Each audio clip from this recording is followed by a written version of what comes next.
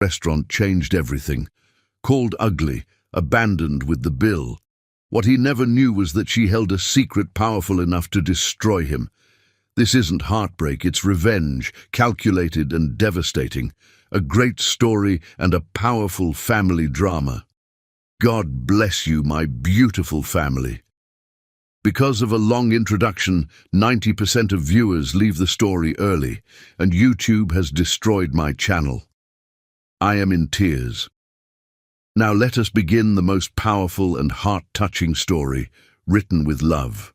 The champagne bubbles rose like her hopes, beautiful, fragile, and about to burst into nothing but bitter air. Gemma Christie sat in the golden glow of La Bernardin, the most exclusive restaurant in the city, her heart hammering against her ribs like a caged bird desperate for freedom. At 28, she had learned to read the signs of love, and every signal from Nicholas Rigg over the past 2 years had pointed to this moment. The private dining room, the expensive champagne, the nervous energy radiating from his perfectly pressed suit. Tonight was the night he would propose. She smoothed her black dress, the one he had bought her for her birthday, the one he said made her look acceptable for his social circle. The fabric felt foreign against her skin now, a costume she wore to fit into his world of marble floors and crystal chandeliers. But love, she had convinced herself, required sacrifices.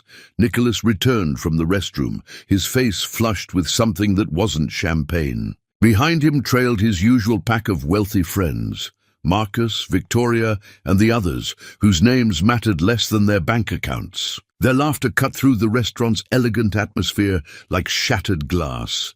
"Gemma, darling," Nicholas said, his voice carrying a tone she had never heard before, cold, calculating, cruel. "I'm so glad you could join us tonight. There's something I need to share with everyone." Her pulse quickened. This was it. The moment she had dreamed of since their first date at the art gallery, when he had swept her off her feet with his knowledge of Renaissance painters and his promises of a future together. But instead of dropping to one knee, Nicholas remained standing, his friends forming a semicircle around their table like vultures circling prey. "You see," Nicholas continued, his voice growing louder, drawing stares from neighboring tables, "I wanted my closest friends to witness this moment of honesty. Gemma, you sweet, naive girl, did you really believe I was going to propose tonight?" The words hit her like a physical blow. She blinked, certain she had misheard. "Nicholas, I don't understand." "Of course you don't." His laughter was sharp, designed to cut. "Look at her, everyone. Really look at her. Did you honestly think someone like me, someone with my background, my connections, my future, would actually marry someone so ordinary, so painfully, obviously ugly?" The world stopped spinning. The elegant restaurant faded into a blur of shocked faces and whispered gasps. Gemma felt every eye in the room turn toward her, studying her dark skin, her natural hair beneath its straightened facade, her features that Nicholas had once claimed to love. The silence stretched like a living thing, feeding on her humiliation, growing stronger with each passing second. "I mean, really," he continued, playing to his audience now, feeding off their uncomfortable laughter and horrified fascination. "What was I thinking? Wasting 2 years on this little experiment. My mother was right from the beginning. There's a certain standard expected in our family. And frankly, Gemma, you never even came close to meeting it." Victoria tittered behind her manicured hand, the sound like breaking glass. "Oh, Nicola, you're terrible. But honestly, we all wondered what you were thinking." Marcus nodded sagely, as if he was participating in some important business decision rather than the systematic destruction of a human being's dignity. "Good thing you came to your senses before it was too late." Each word was a knife, expertly placed to cause maximum damage, designed by someone who knew exactly where she was most vulnerable. But something strange was happening inside Gemma. Instead of crumbling, instead of dissolving into the tears they expected, she felt a cold fire beginning to burn in her chest. The humiliation was complete, total, witnessed by a room full of strangers who would carry this story into their own social circles. She could already imagine the whispered conversations at country club brunches, the knowing looks at charity galas, the way this moment would become legend among people who fed on the misfortunes of others. But beneath the shame, something else was stirring, something that felt like recognition, like clarity, like the sudden understanding of a truth that had been hidden from her for too long. She had endured 2 years of subtle corrections, the way he helped her choose clothes that would make her more presentable, the way he suggested she straighten her hair for important events because we want you to look your best, the way he always positioned himself so photographers would capture his good side while leaving her partially obscured, as if her presence next to him was something to be minimized rather than celebrated. The carefully worded suggestions about her weight, her posture, her laugh being a little too loud for sophisticated gatherings, the way he had gradually isolated her from friends who didn't meet his social standards, replacing them with acquaintances who shared his values about what mattered in life. Now it all made sense, with the brutal clarity of a puzzle finally completed. She had never been his girlfriend. She had been his project, his charity case, his way of proving to himself how magnanimous and open-minded he could be, while still maintaining his sense of superiority. The realization hit her with the force of revelation. She had spent 2 years trying to transform herself into someone worthy of his love, never understanding that he had never been capable of seeing her worth in the first place. "You're right, Nicholas," she said quietly, her voice steady despite the earthquake happening inside her chest. "You're absolutely right about one thing." The group leaned in, expecting capitulation, expecting the show of devastation they had come to watch. The room held its collective breath, anticipating the final moment of her complete humiliation. But Gemma was discovering something about herself that she had never known existed. Beneath the carefully constructed facade of the woman who sought approval, who apologized for taking up space, who dimmed her light to make others comfortable, there was something unbreakable.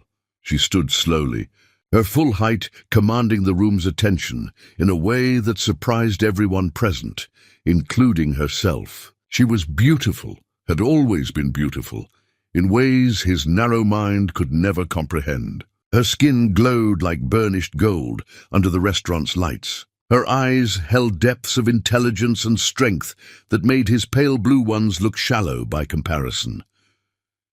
"You're right that there's a certain standard expected," she continued, her voice growing stronger with each word, carrying clearly through the hushed restaurant.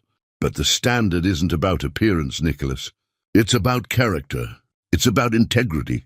It's about the ability to see beauty in its truest form." She picked up her purse, a simple black bag that he had approved, because it was appropriate rather than stylish, and her movements were deliberate and graceful in a way that commanded respect.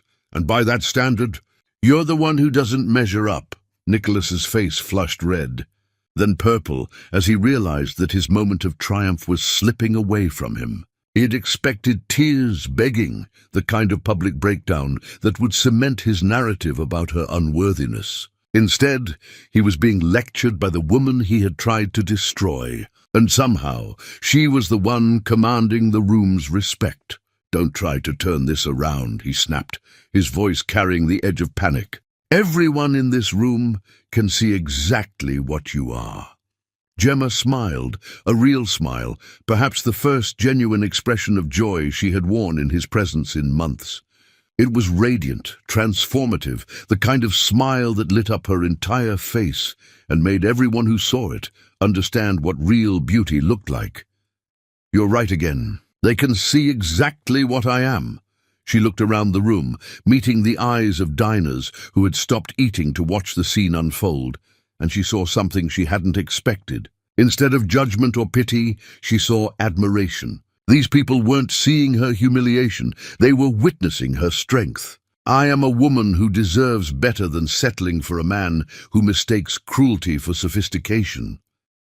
The words rang through the restaurant like a bell, clear and true and undeniable. She reached into her purse and pulled out $300, money from her savings account. Money she had been setting aside for their future together. Money that represented hours of work at a job she had chosen to impress him rather than fulfill herself. "This should cover my portion of dinner," she said, placing the bills on the table with the kind of dignity that made the gesture seem regal rather than defensive. "I wouldn't want you to strain yourself financially by paying for someone so far beneath your exalted standards." Nicholas stood abruptly, knocking over his champagne glass in his agitation. The golden liquid spread across the white tablecloth like spilled sunshine, and somehow the accident made him look clumsy and desperate rather than sophisticated and in control. "You ungrateful. Do you have any idea what I've done for you? The places I've taken you? The people I've introduced you to? The opportunities I've given someone like you?" The someone like you hung in the air like a slap, revealing the depth of his prejudice.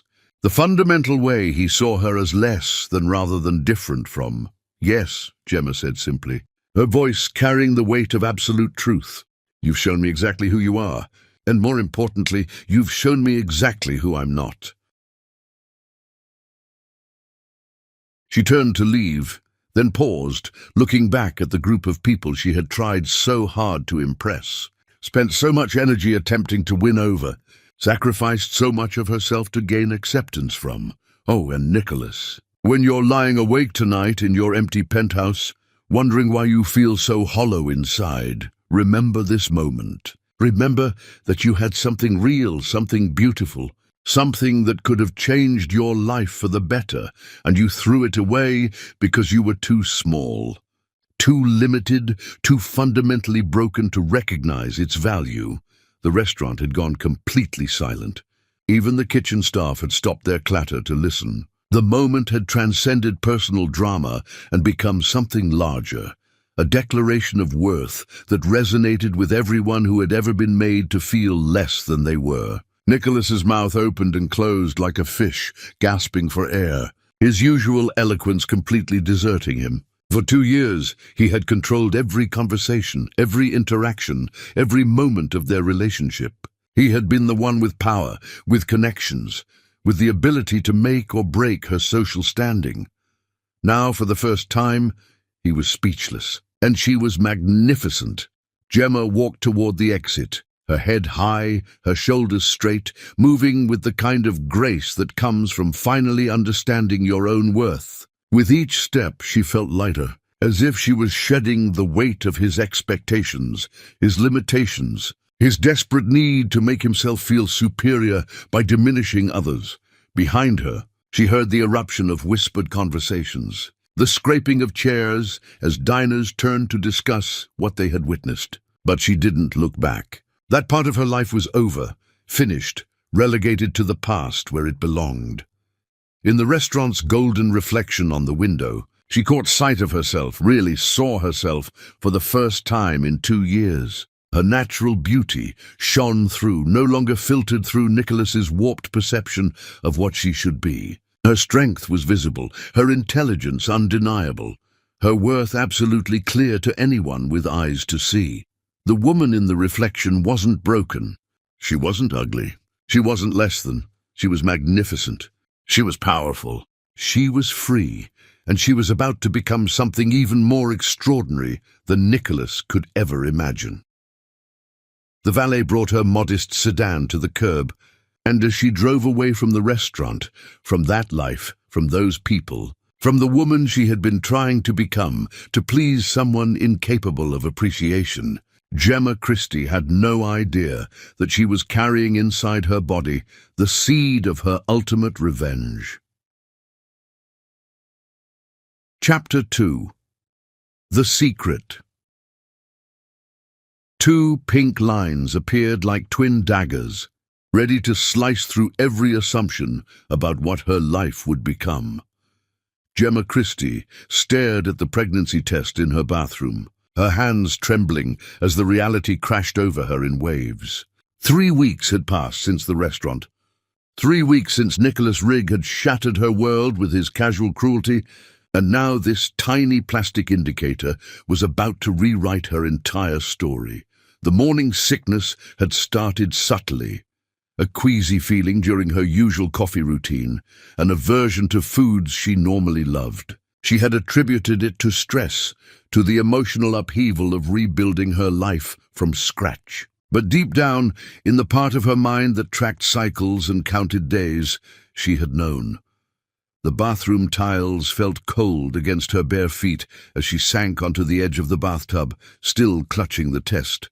2 lines, positive, undeniable. Nicholas's baby.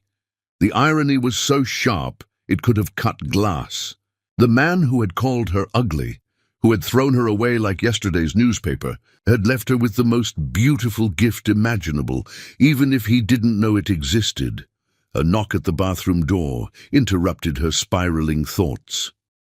"Gemma, honey, you've been in there for 20 minutes, came her mother's voice, warm and concerned. "Everything okay?" Julie Christie had moved in with her daughter immediately after hearing about the restaurant incident. At 52, she was a force of nature disguised as a soft-spoken elementary school teacher.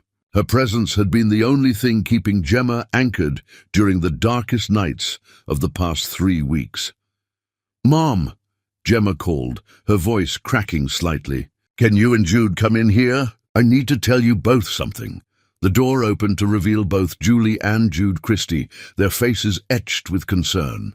Jude, 26 and fierce as a lioness when it came to protecting her older sister, took one look at Gemma's expression and immediately sat beside her on the tub's edge. "What is it?" Jude asked, her voice gentle despite the worry in her dark eyes. Gemma held up the test without a word.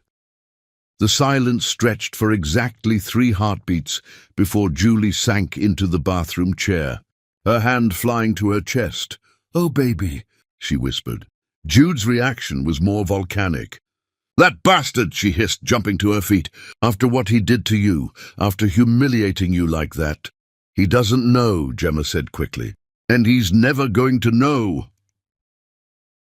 Both women stared at her. "Gemma," Julie said carefully, "regardless of what happened between you two, he has a right." "No," Gemma's voice cut through the air with surprising strength. "He lost any rights the moment he called me ugly in front of a room full of people. He lost any claim to this baby when he threw money at me like I was a prostitute he was finished with." She stood up, pacing the small bathroom like a caged panther. "He made his choice. He chose to believe that I wasn't good enough for his precious bloodline. Well, now his bloodline will grow up knowing they're better off without him." Jude crossed her arms, studying her sister with newfound respect. "So what's the plan?"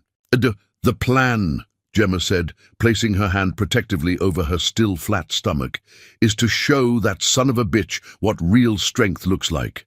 He wanted to destroy me. He wanted to break me down and make me feel worthless."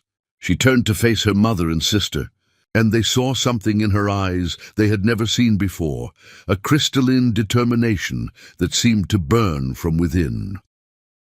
"I'm going to raise this baby to be everything he or she is meant to be. And while I'm doing that, I'm going to transform myself into the kind of woman who makes men like Nicholas Rigg wake up in cold sweats, wondering how they were stupid enough to let me go." Julie stood slowly, crossing the small space to pull her daughter into a fierce embrace. "We're going to help you," she said simply. "Whatever you need, however long it takes." "Mom, you don't have to." "Yes, I do." Julie pulled back, cupping Gemma's face in her weathered hands. "Because that's what mothers do. We protect our children, and we protect our grandchildren, and we show them that love isn't about meeting someone else's standards. It's about exceeding your own." Jude joined the embrace, creating a circle of female strength that seemed to fill the small bathroom with electricity. Besides, Jude added with a wicked grin, "I can't wait to see Nicholas's face when he realizes what he gave up." Over the following days, The Christie women threw themselves into planning with the efficiency of a military operation. Julie took early retirement from her teaching position, using her pension to help support the household. Jude, a talented graphic designer, began working extra hours to contribute financially, while also researching everything from prenatal nutrition to child development. But it was Gemma who surprised them all with her transformation. The woman who had spent 2 years dimming her light to make Nicholas comfortable began to shine with an intensity that was almost blinding. She enrolled in online business courses, started a consulting practice from her laptop, and began the slow, methodical process of rebuilding not just her life, but her entire sense of self. The changes weren't just professional. Gemma began working out with a ferocity that worried her family until they realized she wasn't trying to punish her body. She was trying to celebrate it. She was learning to inhabit her own skin with confidence, to move through the world as if she belonged in every room she entered.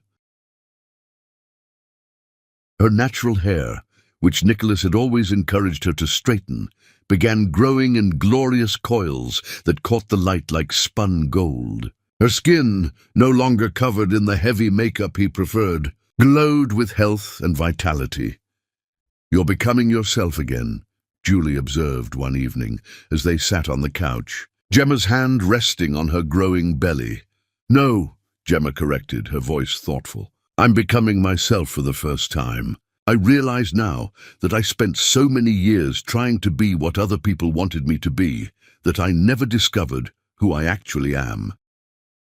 As her pregnancy progressed, so did her business. Word spread about her consulting skills, her fresh perspective, her ability to solve problems that had stumped others. Clients began seeking her out specifically, drawn by her reputation for innovative thinking and unwavering integrity. The money started flowing, not just enough to survive, but enough to thrive. Enough to move into a better apartment, to buy quality maternity clothes, to start planning for her child's future. But more than financial success, Gemma was discovering something that Nicholas had tried to steal from her own power. She began speaking at business conferences, her insight so sharp and original that she quickly gained a following. Her social media presence grew organically as people were drawn to her authenticity, her refusal to apologize for taking up space in the world. Late at night, when the baby's movements were strongest, Gemma would sit by her window overlooking the city and make promises to the child growing inside her. "You're going to know your worth from day one," she whispered. "You're going to understand that beauty comes in every shade, every shape, every form. And you're going to learn that the only opinion that matters about your value is your own." The pregnancy wasn't easy. Morning sickness stretched well into the second trimester, and there were moments when exhaustion threatened to overwhelm her ambition. But every time she felt herself wavering, she remembered Nicholas's laugh, his casual cruelty, his absolute certainty that she would never amount to anything significant. Those memories didn't break her. They forged her into something harder, sharper, more beautiful than she had ever imagined possible. By her 7th month, Gemma Christie had built a consulting empire that was generating more money than she had ever dreamed of. Her client list read like a who's who of successful businesses, all clamoring for her expertise, but the real transformation wasn't visible in her bank account or her growing reputation. It was visible in the way she carried herself, the way she met people's eyes, the way she spoke with quiet authority about subjects that mattered to her, the way she had learned to take up space without apologizing for it. Nicholas had tried to convince her that she was less than worthy of love. Instead, he had inadvertently given her the greatest gift possible, a reason to prove him spectacularly wrong. As she prepared for her final trimester, Gemma looked in the mirror and saw not the broken woman who had left that restaurant 9 months ago, but a warrior preparing for the battle of her life. She had no idea that her greatest ally was about to walk into her world, drawn by a crisis that would reveal just how far she had truly come. Chapter 3. Birth of a Phoenix. In the crucible of her greatest pain, Gemma Christie discovered that diamonds are only created under impossible pressure. The contractions started at 3 in the morning, ripping through Gemma's body like lightning splitting the sky. She had prepared for this moment for months, reading every book, taking every class, steeling herself for the reality of bringing new life into the world without the support of the baby's father. But preparation, she realized, as another wave of pain crested through her, was nothing compared to the raw, primal force of actual labor. "Mom!" she called from her bedroom, her voice tight with controlled panic. Julie Christie appeared in the doorway instantly, as if she had been waiting just outside all night. At 52, she moved with the quick efficiency of someone who had raised 2 daughters, largely on her own after their father's death. "Time to go?" Julie asked, already reaching for the hospital bag they had packed weeks ago. Gemma nodded, unable to speak as another contraction gripped her. In the months since discovering her pregnancy, she had transformed herself into a successful businesswoman, a confident speaker, a force to be reckoned with in professional circles. But right now, she was simply a woman about to become a mother, and the vulnerability of that reality was almost overwhelming. Jude arrived at the hospital within an hour, her hair still messy from sleep, her eyes wide with excitement and concern. "How's she doing?" she asked Julie in the hallway outside the labor room. "Like a warrior," Julie replied with pride. "She hasn't complained once, hasn't asked for him, hasn't wavered for a second about her decision to do this alone." Through the next 12 hours, the Christie women formed an unbreakable chain of support. Julie held Gemma's hand through each contraction, her voice steady and encouraging. Jude paced the room like a protective sentinel, ready to fight anyone who dared suggest that Gemma needed anything other than what she was receiving. When the nurses asked about the father, all 3 women gave the same response. "He's not in the picture." No explanation, no apology, no justification. At 4:17 in the afternoon, after 19 hours of labor that tested every ounce of strength Gemma had built over the past 9 months, Flower Christie entered the world with a cry that seemed to shake the foundations of the hospital. The moment the doctor placed him on her chest, Gemma understood a kind of love she had never imagined possible. This wasn't the conditional, performance-based affection she had experienced with Nicholas. This wasn't the careful, measured emotion of her previous relationships. This was pure, fierce, all-consuming love that rearranged the very atoms of her being.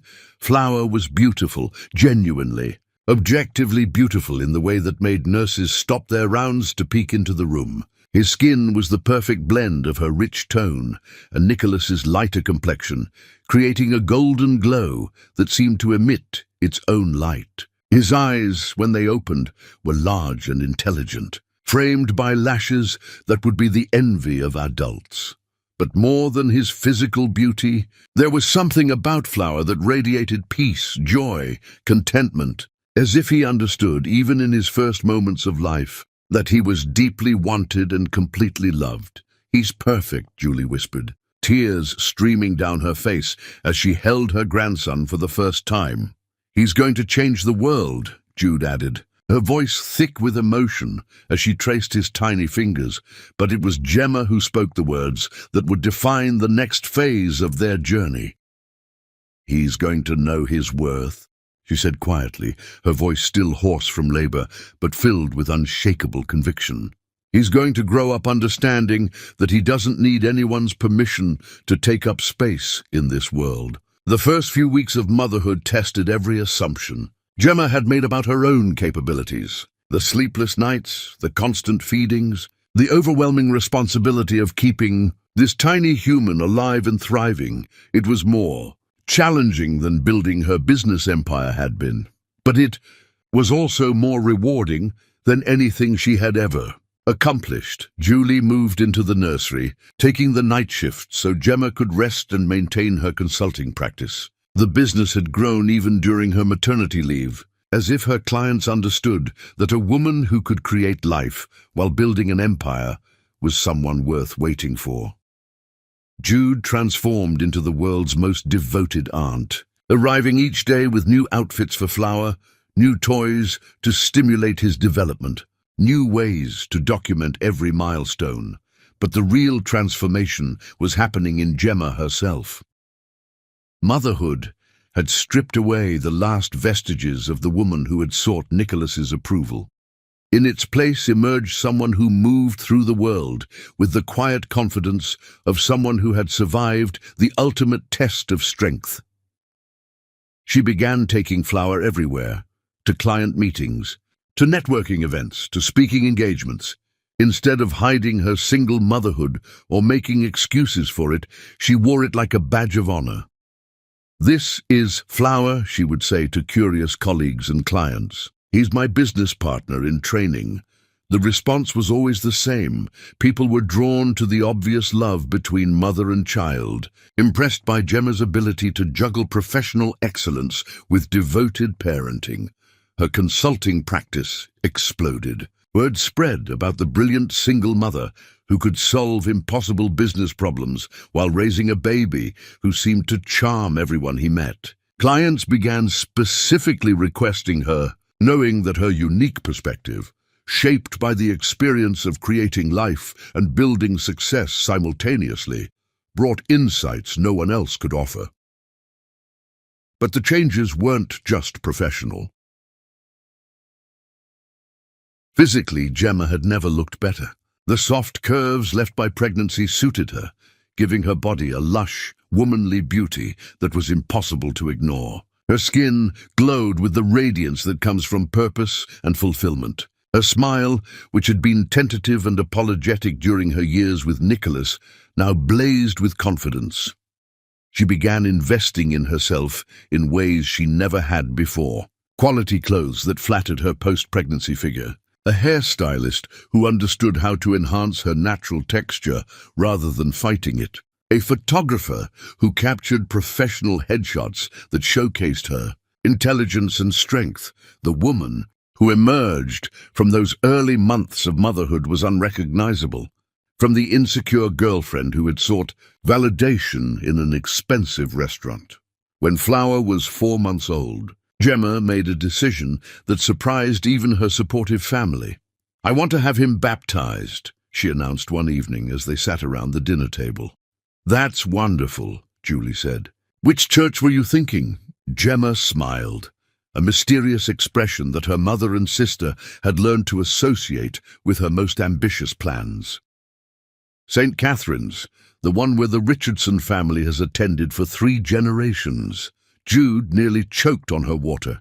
The Richardson family included several city council members, prominent business leaders, and most relevantly, some of Nicholas Riggs' closest family friends. "Gemma," Julie said carefully, "are you sure that's wise? If Nicholas finds out about Flower, let him find out," Gemma said with quiet steel in her voice. "Let him see what he gave up. Let him see what real beauty looks like."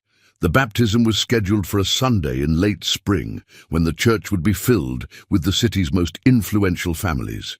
Gemma spent weeks preparing, not out of vanity, but out of strategic planning.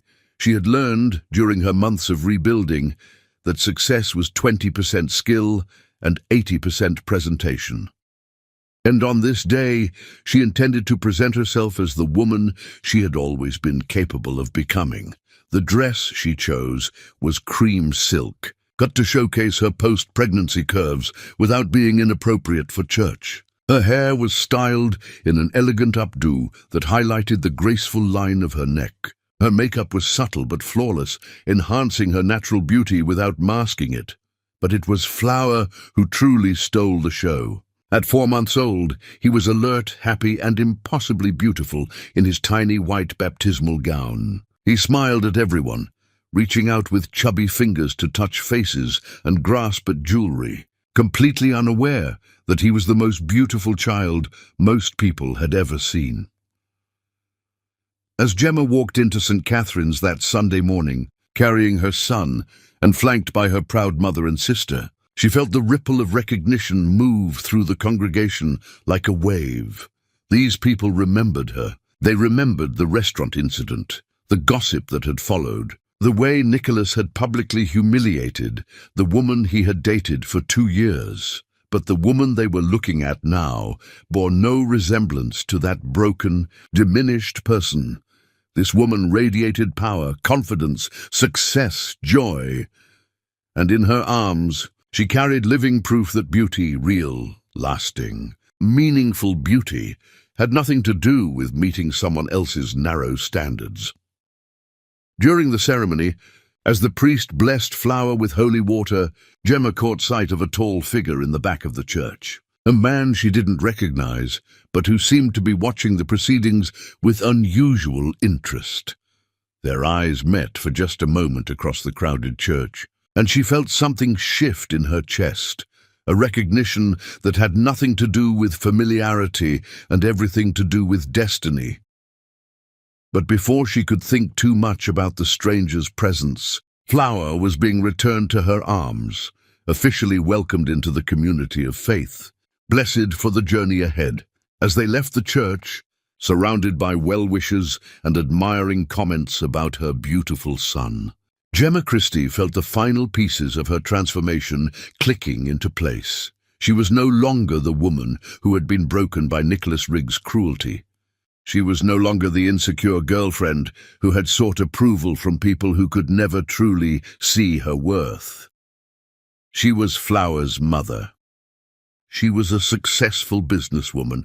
She was a force to be reckoned with. And somewhere in the city, she knew Nicholas would soon hear whispers about the stunning woman with the gorgeous baby who had appeared at St. Catherine's like a vision of everything he had thrown away. The phoenix had risen from the ashes, and she was more magnificent than anyone had ever imagined possible. Chapter 4. The Guardian Angel.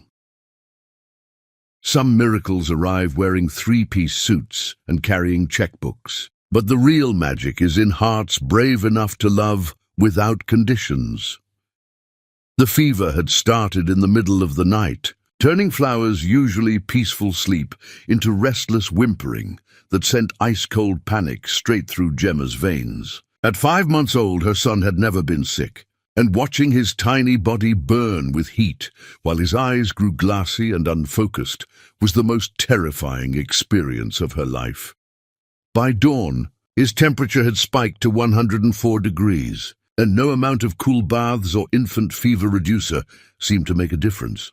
Gemma's hands shook as she bundled him into his car seat, his weak cries breaking her heart with every labored breath. "It's going to be okay, baby," she whispered, though her own voice cracked with fear. "Mama's going to take care of you."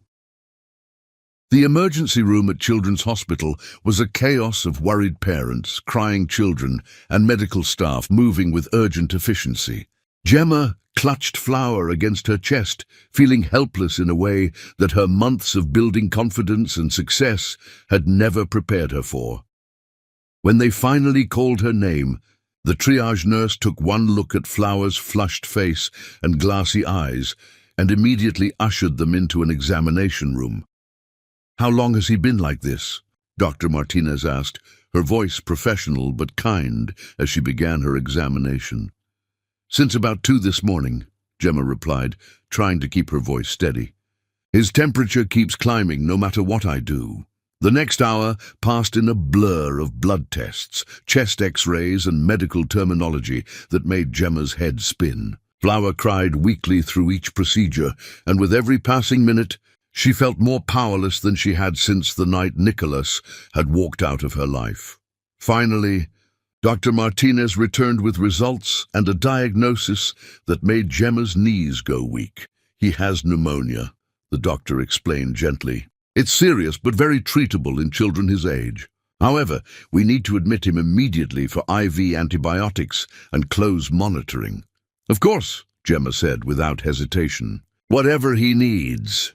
"The thing is," Dr. Martinez continued, her expression becoming more cautious, "his case is severe enough that he'll need to be in our intensive care unit for at least 3 days, possibly longer. The cost She handed Gemma a sheet of paper with an estimated bill that made the world tilt sideways. Even with her business success, even with the emergency fund she'd been building, the amount was staggering. Her insurance would cover some of it, but the deductible and out-of-pocket expenses would drain every penny she had saved.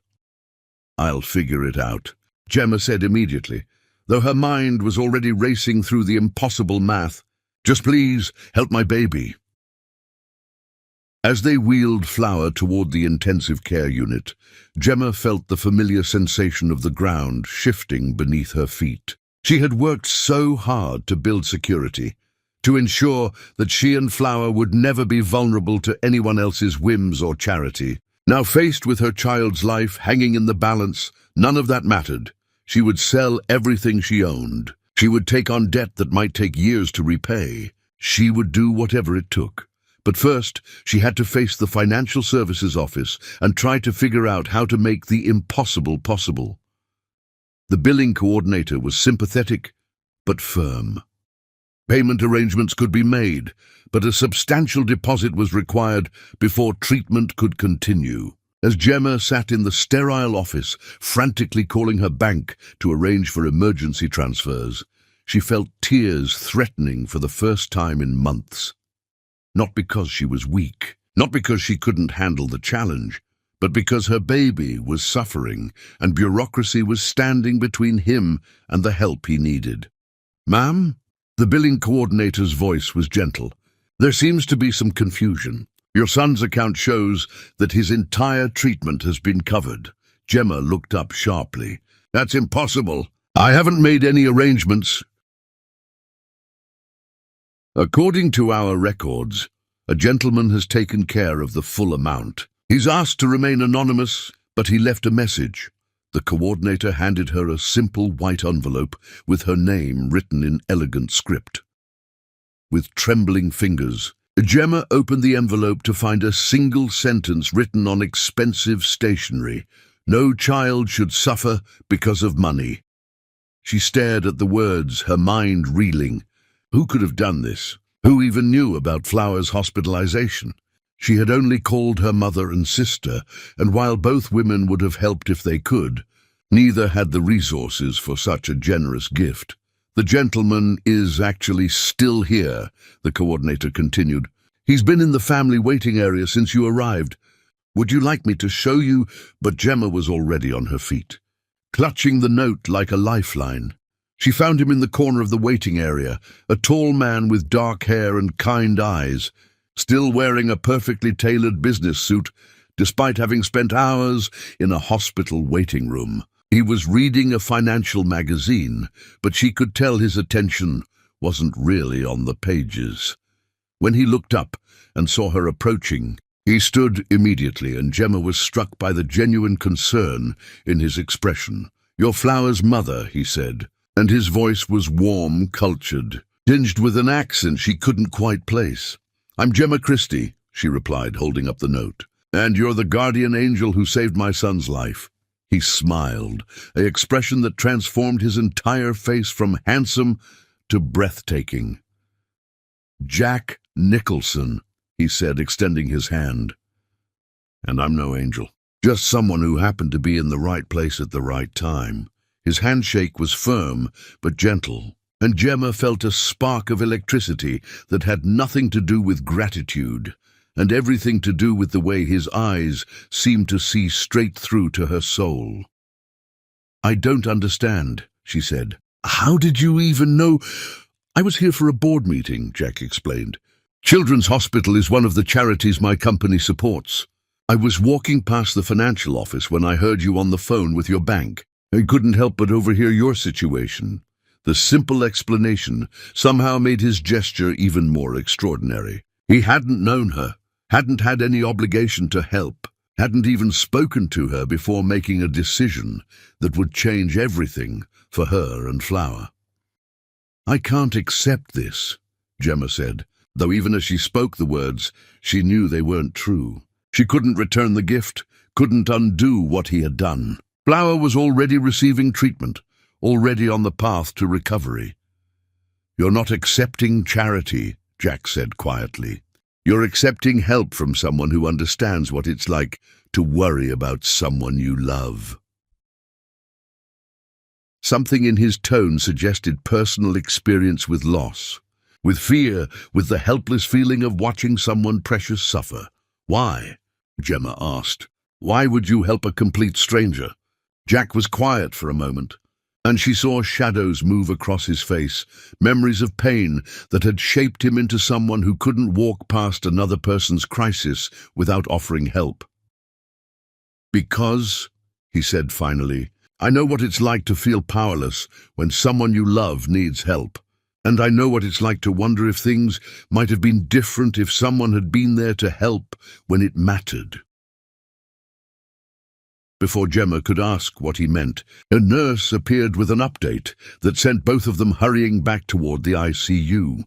Mrs. Christie, your son is responding beautifully to treatment. His fever has broken and his breathing is much improved. You can see him now.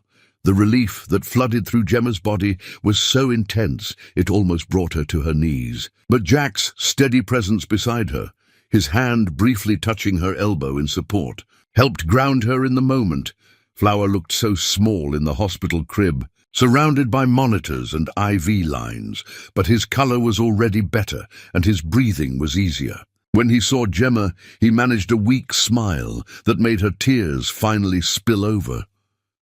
Hey, baby boy, she whispered, reaching through the crib rails to stroke his soft cheek.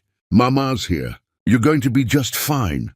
She was dimly aware of Jack standing behind her, giving them space but not leaving, as if he understood that his presence was somehow important to both of them. When she finally turned around, she found him watching them with an expression she couldn't quite decipher, something between wonder and longing, as if he was seeing something he had never expected to find. Thank you, she said, and the words carried the weight of everything she couldn't express. I don't know how I'll ever repay you. You don't need to repay me, Jack replied, but maybe when your son is feeling better, you'd let me take you both to dinner. Somewhere with excellent pediatric-friendly lighting and the kind of high chairs that don't topple over. Despite everything, the fear, the exhaustion, the overwhelming gratitude, Gemma found herself laughing. A real, genuine laugh that surprised them both. Are you asking me on a date to a family restaurant with my 5-month-old baby? I'm asking if I can spend more time getting to know the kind of woman who raises a child like that, Jack said, nodding toward Flower, who had fallen asleep, holding onto one of Gemma's fingers through the crib rails. Looking at this man who had appeared in her life like an answer to a prayer she hadn't known she was praying, Gemma felt something she had convinced herself she would never feel again. She felt the possibility of trust, of connection, of love that wasn't based on her willingness to diminish herself to make someone else comfortable. But more than that, she felt like she was seeing herself through his eyes, not as a charity case or a struggling single mother, but as a woman worth knowing, worth helping, worth pursuing. Okay, she said softly. When Flower gets better, we'll have dinner. But I should warn you, he's got very high standards for his dining companions. Jack's smile could have lit up the entire hospital. I'll do my best to meet them. As if he had heard his name, Flower stirred in his sleep, one tiny hand reaching toward the sound of their voices, and Gemma realized that her son's crisis had brought more than just recovery into their lives. It had brought them exactly the person they needed, exactly when they needed him most. Chapter 5. Dancing in the rain. Sometimes the storm that catches you unprepared becomes the cleansing rain that washes away everything you didn't know you needed to release. 3 weeks after Flower's recovery, Gemma had settled back into the rhythm of her life with a gratitude that colored every moment. Her business was thriving, her son was healthy and growing stronger every day, and there was a new lightness in her step that came from knowing she had survived her worst fear and emerged intact. She had thought about Jack Nicholson every day since the hospital, but he hadn't called and she hadn't expected him to. Men like him, successful, sophisticated. undoubtedly surrounded by women without the complications of single motherhood, didn't typically follow through on casual promises made in emotionally charged moments. Which was fine, she told herself. She didn't need rescuing. She didn't need romance. She had everything she required to build the life she wanted. But on the Tuesday afternoon, when the sky opened up with the kind of sudden downpour that sent everyone scrambling for cover, Gemma discovered that sometimes what you need and what you want are the same thing. You just don't realize it until it appears. She had been walking through Riverside Park with Flower in his stroller, enjoying one of their daily outings that had become essential to both their routines. At 6 months old, Flower was alert and social, gurgling happily at passing dogs and reaching for leaves with the focused determination that made every simple experience an adventure. The weather had been perfect when they left home, sunny skies with just enough breeze to make the temperature comfortable. But spring storms had their own agenda, and within minutes, the blue sky turned ominous and the first fat raindrops began falling. Gemma picked up her pace, trying to reach the park's covered pavilion before the real deluge started, but nature had other plans. The rain went from scattered drops to torrential downpour in seconds, soaking through her light jacket and turning the park paths into rivers. She stopped under a large oak tree, pulling the stroller's weather cover over Flower while trying to shield herself with nothing more than her purse. The rain was coming down so hard she could barely see 10 feet in any direction. "This is quite a storm." The voice came from directly behind her, and Gemma turned to find Jack Nicholson standing in the rain, completely soaked, but smiling as if getting drenched was the most delightful experience imaginable. "Jack," she exclaimed, her heart doing something complicated in her chest. "What are you doing here?" "Getting very wet, apparently," he replied, raising his voice to be heard over the rain. "I was jogging when this started. Mind if I share your tree?" He stepped closer, and Gemma was suddenly very aware of how the rain had plastered her hair to her head and made her carefully chosen outfit cling in ways that were probably not flattering. But when she looked at Jack, his expensive running gear soaked through, his hair dripping, his business shoes definitely not designed for puddle navigation, she realized they were both equally bedraggled. "How's Flower doing?" Jack asked, crouching down to peer through the stroller's clear weather cover. "Much better, thanks to you," Gemma replied, watching as Flower kicked excitedly at the sight of Jack's face. "He doesn't even remember being sick. Babies are resilient that way." "Unlike adults," Jack said, straightening up with a rueful smile. "We tend to remember everything, especially the parts we'd rather forget." Something in his tone made Gemma look at him more closely. In the hospital, she had been too focused on Flower's crisis to pay attention to the shadows she had glimpsed in Jack's expression. Now, standing under a tree in a thunderstorm, she could see the depth of experience in his eyes, the kind that came from genuine loss, real pain, meaningful struggle. "What parts would you rather forget?" she asked quietly. Jack was silent for so long that Gemma thought he might not answer. The rain continued drumming on the leaves above them, creating a private world where normal social conventions seemed suspended. "My wife died 2 years ago," he said finally. "Cancer. I spent 18 months watching the strongest person I'd ever known fight a battle she couldn't win, and I was completely powerless to help her." The simple words hit Gemma like a physical blow. She had been so focused on her own experiences with loss and betrayal that she hadn't considered what sorrows might have shaped the man who had appeared in her life like an answer to prayer. "Jack, I'm so sorry. I had no idea. Why would you?" he asked, turning to look at her with eyes that held both sadness and acceptance. "It's not exactly first-date conversation. Hi, nice to meet you. My wife died, and I spent 2 years learning that all the money in the world can't fix the things that really matter." "Is that why you helped us at the hospital?" Gemma asked, pieces of a puzzle clicking together in her mind. Because you knew what it felt like to be powerless? Jack nodded, his expression thoughtful as he watched the rain create rivers in the park pathways. Sarah, my wife, she used to volunteer at Children's Hospital. She always said that sick children were proof that the universe didn't care about fairness. But that love could still tip the scales toward hope. He smiled, and for the first time since mentioning his wife, the expression reached his eyes. When I saw you in that financial office fighting for your son, I thought about what she would have done. The honesty of his words, the way he spoke about his deceased wife without bitterness or self-pity, made something shift in Gemma's chest. This man understood loss in a way that most people never would. He had loved deeply and lost everything, and somehow emerged from that experience not broken, but refined. She sounds like an extraordinary woman, Gemma said. She was. But she's gone. And I'm still here, and I'm trying to figure out how to build a life that honors what we had while still leaving room for what might come next. The rain began to soften, transitioning from downpour to steady shower, and Jack looked around as if just realizing where they were.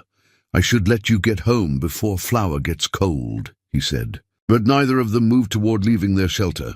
Jack, Gemma said, surprising herself with her boldness, would you like to have coffee with us? My apartment is just a few blocks away, and I make a mean cup of Colombian dark roast. She held her breath, waiting for his response. This was the first time since Nicholas that she had initiated any kind of romantic possibility, and the vulnerability was almost overwhelming. But Jack's smile, warm, genuine, touched with something that might have been relief, made the risk worthwhile. I would love that, he said. But I should warn you, I'm dripping wet and probably look like a drowned businessman. Lucky for you, I'm dripping wet and probably look like a drowned single mother. So we match. They made a run for it when the rain softened enough, Jack pushing the stroller, while Gemma held her purse over both their heads in a gesture that was more symbolic than effective. By the time they reached her apartment building, they were both laughing like teenagers, breathless from running and soaked to the skin.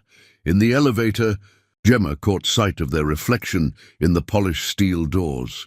They looked ridiculous. Two adults dripping puddles on the floor, hair plastered to their heads, clothes clinging uncomfortably. But there was something beautiful about it too, something real and unguarded and joyful. I can't believe I'm bringing a stranger to my apartment looking like this, Gemma said, suddenly self-conscious. I can't believe a beautiful woman is taking pity on a man who got caught in the rain like an amateur, Jack replied. And the way he said beautiful, casual, matter-of-fact, as if it was simply an observable truth, made Gemma's cheeks flush. Her apartment was warm and welcoming, filled with the evidence of her new life, professional awards on the walls, Flower's toys scattered across the living room, framed photos of 3 generations of Christie women. It was the home of someone who had built something meaningful from nothing. While Jack toweled off his hair with a bathroom towel, Gemma changed into dry clothes and got Flower settled with his afternoon bottle. The domestic routine felt surprisingly natural with Jack there, as if he belonged in the space they had created. "Your home is beautiful," Jack said, accepting the mug of coffee she offered. "It feels like a real family lives here." "We do," Gemma replied, settling onto the couch beside him with Flower in her arms. "It's not traditional, but it's ours." They talked for 2 hours, the conversation flowing with an ease that surprised them both. Jack told her about his business, his travels, his struggle to find meaning after loss. Gemma shared her journey from the restaurant humiliation to successful entrepreneur and devoted mother. But more than the words they exchanged, there was something deeper happening, a recognition that went beyond attraction or compatibility. They were both people who had been tested by life and had chosen to emerge stronger rather than bitter. When Flower fell asleep in her arms, Jack reached over without thinking to adjust the baby's blanket, and his fingers brushed against Gemma's hand. The touch was electric, sending sparks up her arm that had nothing to do with static electricity and everything to do with the recognition of possibility.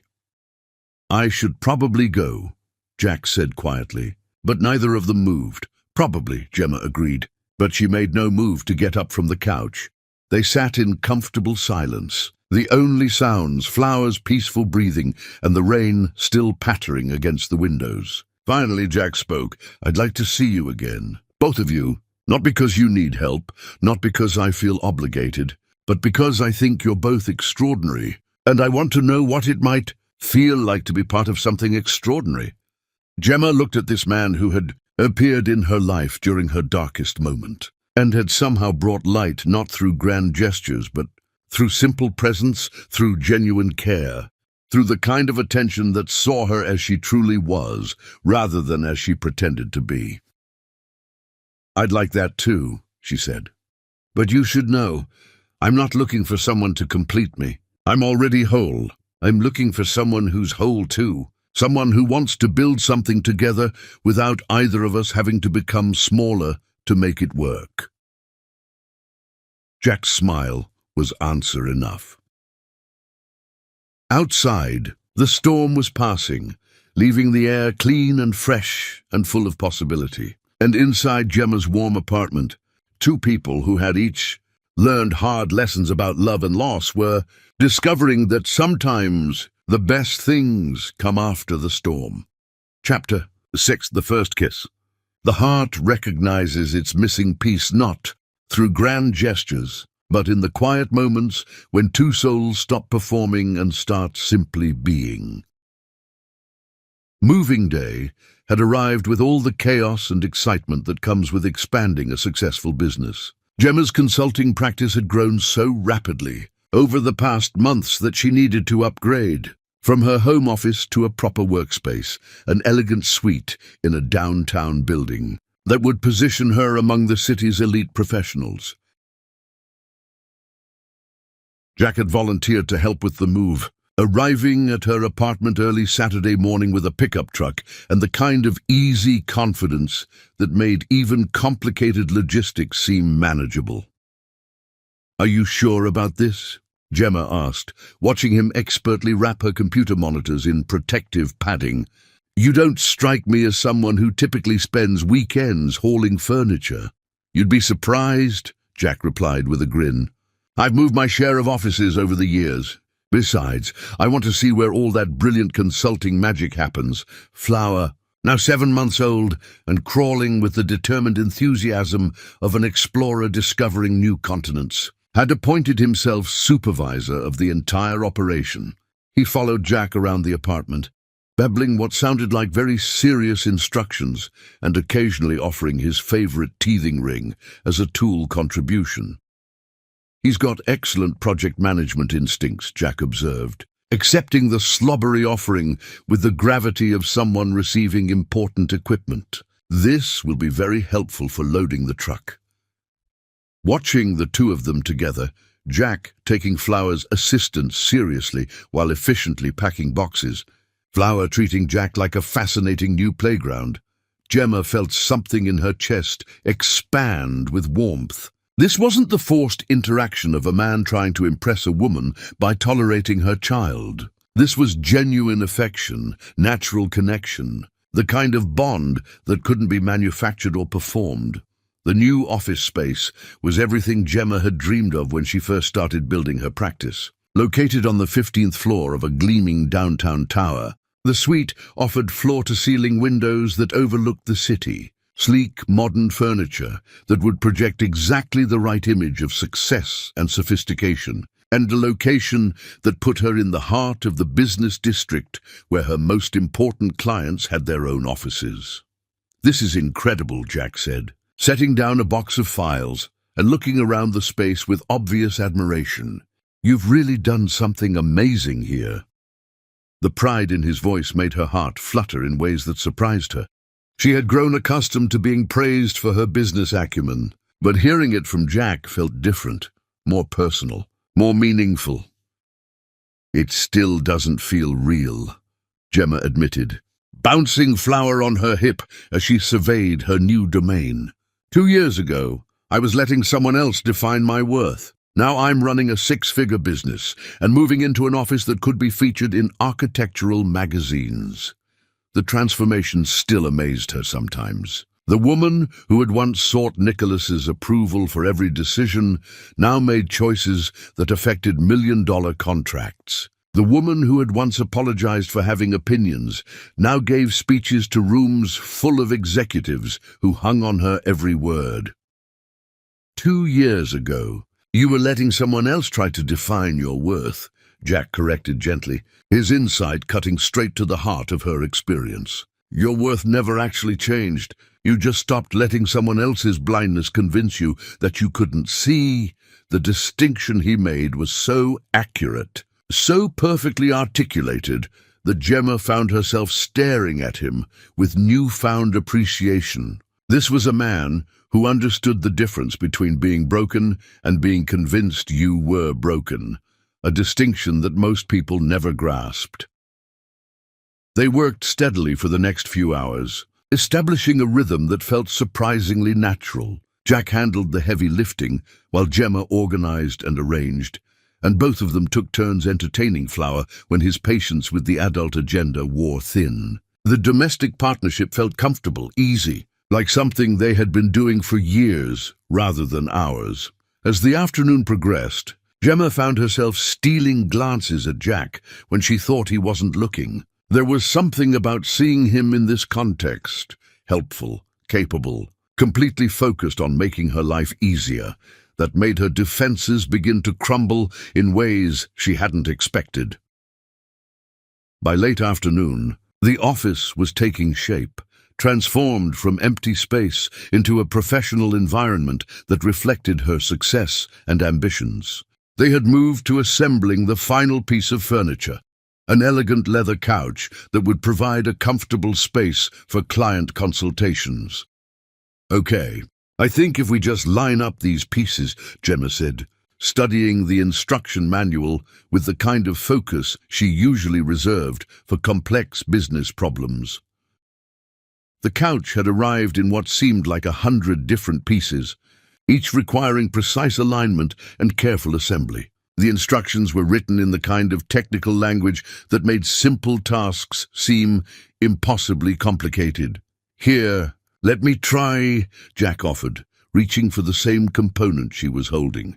They both grabbed for the leather cushion at the same moment, their bodies suddenly closer than they had planned, their hands overlapping on the soft material. The instruction manual slipped from Gemma's other hand as she found herself looking directly into Jack's eyes from a distance of mere inches.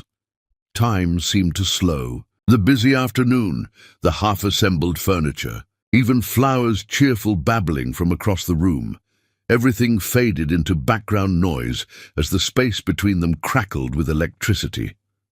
The air between them seemed to shimmer with possibility. All the careful friendship they had been building, all the respectful boundaries they had maintained, all the gradual getting-to-know-you conversations they had shared, suddenly felt inadequate for the force of what was happening between them. "Gemma," Jack said quietly, her name like a question and an answer at the same time. She could feel his breath against her cheek, could see the flecks of gold in his dark eyes, could sense the careful control he was exercising as he waited for some sign of what she wanted. The restraint he was showing, the way he was giving her the power to choose what happened next, only made him more attractive.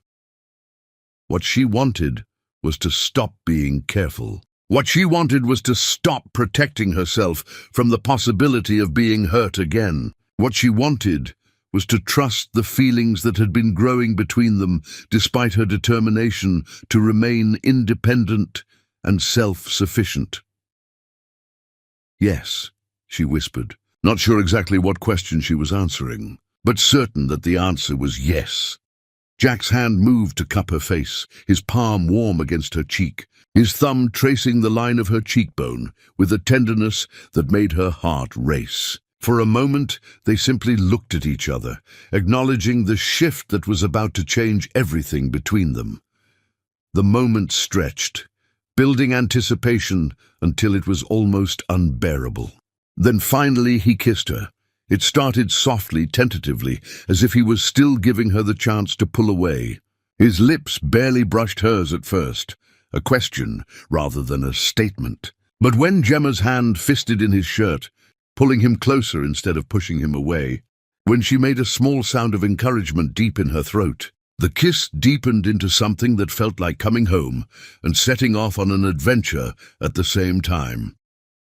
Jack kissed like a man who understood that the best things in life were worth taking time to savor. His lips were warm and sure against hers, moving with the kind of confidence that spoke to experience but also to genuine feeling. His hands were gentle but certain as they framed her face, holding her as if she was something precious. When he pulled back slightly, creating just enough space to look into her eyes, she could see her own wonder reflected back at her. The kiss had been everything she hadn't known she was waiting for, passionate but tender, demanding but respectful, intense but somehow also peaceful. "I've been wanting to do that for weeks," he admitted, his voice rough with emotion. "I've been wanting you to," Gemma replied, surprised by her own honesty, by how easily the admission came. They might have stayed frozen in that moment forever, lost in the discovery of each other, exploring this new dimension of their relationship. If Flower hadn't chosen that exact time to demonstrate his newly mastered skill of pulling himself up to standing using whatever furniture was available, his triumphant squeal of "Mama, Dada" broke the spell, and they both turned to see him clapping his hands with the satisfaction of someone who had accomplished something truly impressive. "Did he just call you Dada?" Gemma asked, her voice filled with wonder and something that might have been concern. The implications of Flower's declaration hung in the air between them. It was one thing for two adults to explore their attraction to each other. It was something else entirely when a child was involved, when expectations and hopes were being formed by someone too young to understand the complexity of adult relationships. Jack's expression softened as he looked at the baby who had somehow claimed a piece of his heart without either of them realizing it was happening. "He did," Jack said quietly. Are you okay with that?" Instead of answering immediately, Gemma picked up Flower, who immediately reached for Jack with the confident expectation of someone who had never been disappointed by the adults in his life. The trust in her son's gesture, the way he assumed Jack would welcome his attention, made her throat tight with emotion. "What do you think, baby boy?" she asked, settling Flower on her hip. "Is Jack your dada?" Flower babbled something that sounded definitively affirmative, then leaned toward Jack with his arms outstretched, apparently having no doubt about where he belonged in this new configuration of their little family. As Jack took the baby, natural as breathing, his movements practiced from months of building this relationship, Gemma watched the two most important males in her life and felt her last walls crumble. This wasn't about need or desperation or the desire to give Flower a father figure. This was about recognition, the recognition that some people come into your life not to fill empty spaces, but to help you realize you were always complete. "You know," Jack said, settling Flower comfortably in his arms, the baby immediately relaxing against his chest as if he belonged there. "I never thought I'd get a second chance at family. Is that what this is?" Gemma asked, stepping closer so that the three of them formed a small, perfect circle. "A second chance?" "I think," Jack said, reaching out to tuck a strand of her hair behind her ear with his free hand, "this might be something completely new for both of us." He leaned down and kissed her again. Softer this time, sweeter, a promise rather than a question. Flower giggled between them, as if he understood that his world had just become infinitely larger and more secure, as if he approved of this development that would bind the three of them together when they finally broke apart. Gemma looked around the office that represented her professional success, her financial independence, her complete transformation from the woman who had been humiliated in an expensive restaurant. But for the first time, her achievements felt incomplete without someone to share them with, not because she needed validation or support or assistance, but because joy multiplied when it was shared with people who truly saw and celebrated who you were. "So," she said, gesturing at the half-assembled couch and scattered instruction manual pages, "think we can figure out how to put this furniture together?" Jack's laugh was warm and full of promise, rich with the happiness of someone who had found something he hadn't known he was looking for. Gemma Christie. "I think we can figure out how to put anything together." As if to prove the point, Flower reached out from Jack's arms and knocked over a box of pens, sending them scattering across the floor in a rainbow of colors. Instead of being frustrated, all three of them started laughing, the sound filling the new office space with joy and possibility. And Gemma realized that this messy, imperfect, beautiful moment was exactly what happiness looked like. Not the performance of happiness she had attempted with Nicholas, not the careful construction of an image designed to win approval, but the real thing. Complicated and unpredictable and more wonderful than any fantasy she had ever constructed. Chapter 7. Becoming a Family. Love doesn't follow timelines or social conventions. It simply claims what belongs to it and dares the world to question its authority.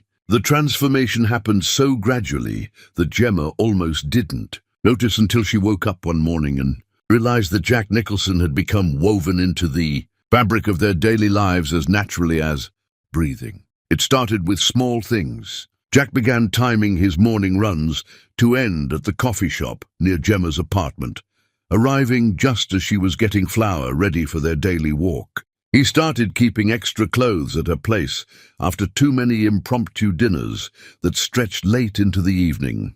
Flower's high chair migrated to Jack's downtown loft for weekend breakfasts that became their own cherished tradition. But somewhere between the practical arrangements and the growing intimacy, something magical was happening. They were becoming a family, not through legal documents or formal declarations, but through the accumulation of shared moments that created their own unbreakable bonds.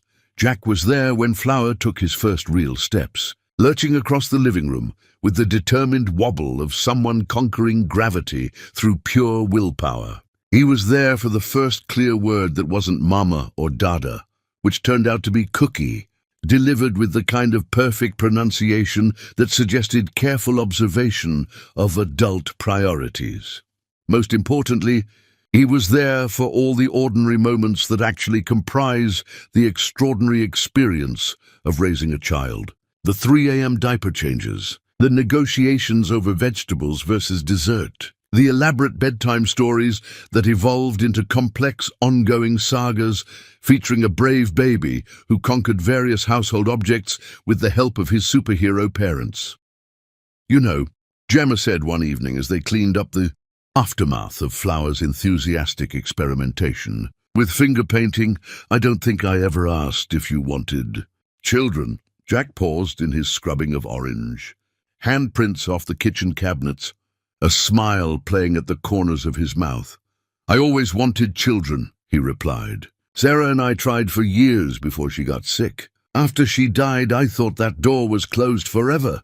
He turned to look at Flower, who was now 8 months old and demonstrating his crawling skills by pursuing the cat next door, who had somehow gotten into the apartment.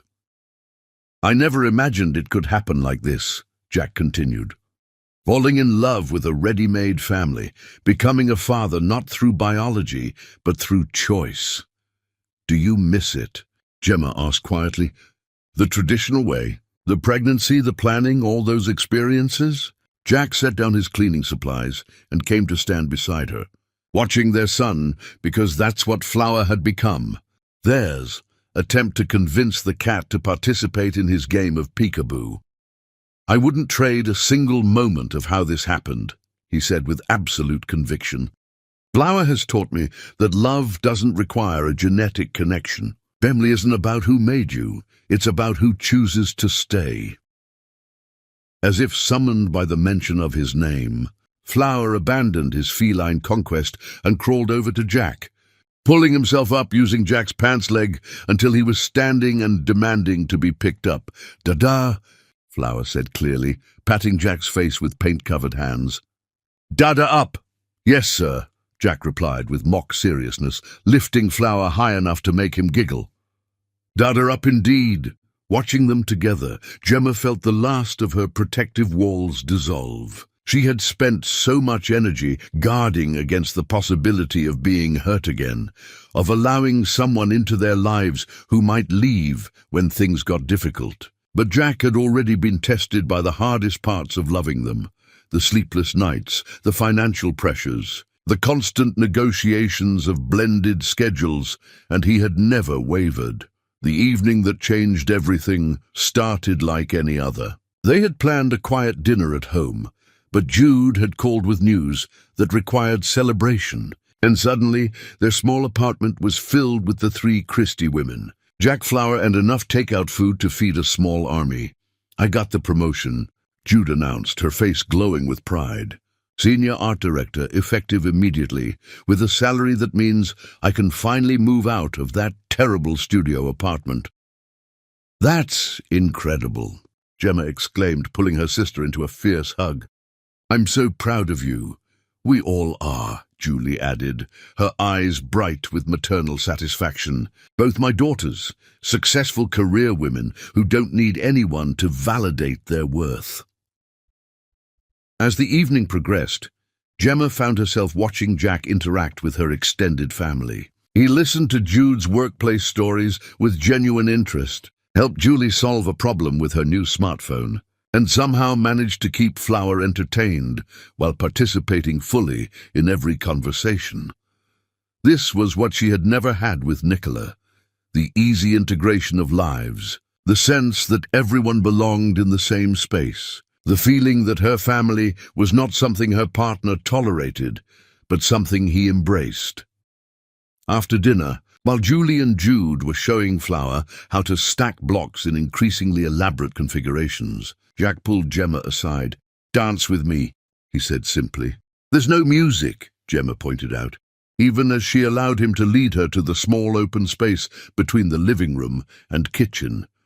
"There's always music," Jack replied, pulling out his phone and starting a playlist that began with something slow and romantic. "Sometimes we just have to listen for it."